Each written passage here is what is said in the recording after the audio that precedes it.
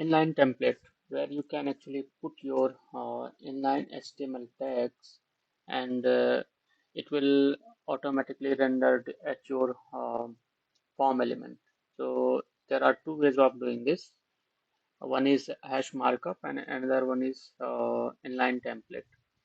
So in the inline template, there is one template line where you can actually specify your complete HTML with dynamic variable. So right now here you can see it's a dollar name and my name I have kept in passed into this inline template.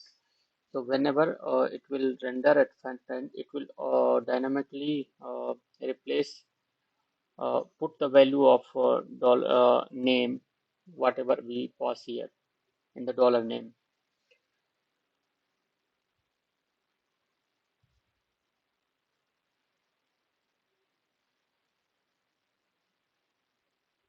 So actually, let's save and see actual output, how it will look at front end.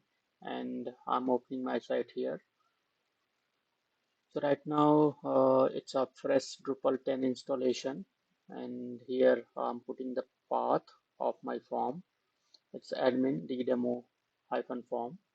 Okay, but right now it's a like as it is a admin URL. So as anonymous user, we cannot access this URL. So let me log in with my admin user.